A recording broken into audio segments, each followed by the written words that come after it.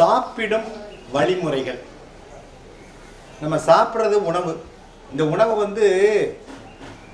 உயிர் வாழ்வதற்கு மட்டும் உணவு அல்ல. நாம் நோய் நொடி இல்லாமல் மிகச் சிறப்பான முறையிலே வாழ வேண்டும் என்பதுதான் உணவு உண்பதனுடைய முக்கியமான சரியான நோக்கம் என்று நான் சொல்வேன். ஒரு வேளை உண்பவன் யோகி, இருவேளை உண்பவன் போகி, அனுபவிக்க பிறந்தவன்.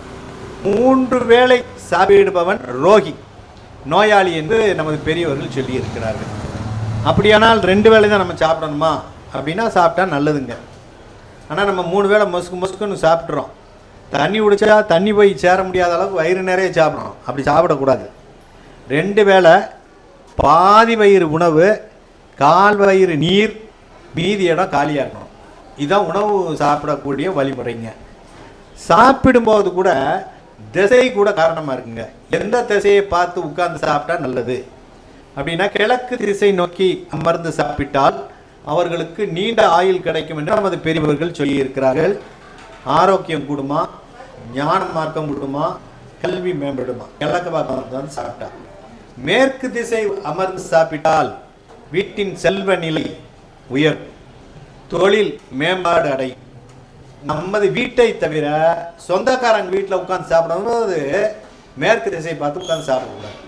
நம்ம வீட்டை வேணால் உட்காந்து மேற்கு திசையில் சாப்பிடாம ஒழிய, நமது விருந்தினர்கள் வீட்டில் போய் சாப்பிடும்போது மேற்கு திசை திரும்பி உட்காந்து சாப்பிட்டா அந்த வீட்டுக்காரங்களுக்கும் நமக்கும் உறவு முறையில் விரிசல் ஏற்படும்னு நம்ம பெரியவர்கள் சொல்லியிருக்கிறார்.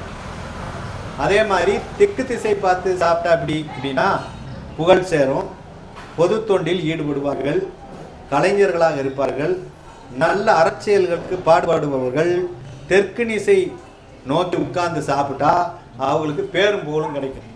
பப்ளிக் ரிலேஷன் உள்ளவங்க, பப்ளிக்கோட சம்மந்தப்படக்கூடியவங்க, தொழில் பண்ணுறவங்க தெற்க பார்த்து உட்கார்ந்து சாப்பிட்டா அவங்களுக்கு நிறைய தொண்டர்கள் கிடைப்பார்கள், அவர்கள் மத்தியிலே பேரும் புகழும் கிடைக்குமா.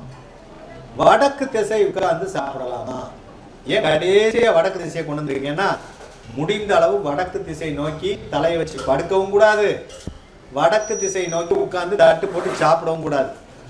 ஏன்னா காந்தம் அப்படின்னு எடுத்துக்கிட்டீங்கன்னா வட துருவம் இருக்கு, தென் துருவம் இருக்கு.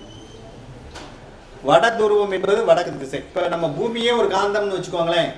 வடக்கு பக்கத்துல வட துருவம் இருக்கு, தெற்கு பக்கத்துல தென் துருவம் இருக்கு. நம்ம உடம்புக்கு நம்ம தலை வடக்கு துருவம், கால் தென் துருவம். எப்பவுமே வடக்கு துருவமும் தென் துருவமும் தான் ஈர்க்கும். வடக்கும் வடக்கும் விளக்கும், தெற்கும் தெற்கும் விளக்கும். ஏற்கனவே வடக்கு திசையில காந்தம் இருக்கு, நம்ம தலையும் வடக்கு. நம்ம வடக்கு தலையை காந்த பகுதியை வடக்கு பக்கம் வச்சோம்னா நைட்டு நிம்மதியாக தூங்க முடியாது. தேவையற்ற கனவுகள் வரும், தேவையற்ற ஒரு நிம்மதி இல்லாத ஒரு சூழ்நிலை ஏற்படும், திருப்தியாக படுத்து தூங்க முடியாது. அப்படி நீங்கள் படுத்திருந்தா கூட தூக்கத்தில் கொஞ்ச நேரத்தில் என்ன செஞ்சிடும், காந்தம் விட்டு விளக்குறது மாதிரி உங்கள் தலை என்ன செஞ்சிடும், விளக்கி விட்டு நீங்கள் கொஞ்சம் நகண்டு படுத்துருவீங்க. அதனால் வடக்கு திசை நோக்கி என்ன செய்யக்கூடாது, நீங்கள் உட்காந்து சாப்பிடாதீங்க. அதே மாதிரி பார்த்தீங்கன்னா தெற்கு பகுதியில் தான் இறந்தவர்களுடைய தலையை வச்சிருப்பாங்க. அதனால் இந்த ஈர்ப்பு விசைக்கும் காந்த விசைக்கும் நிறைய சம்பந்தம் இருக்கிறது.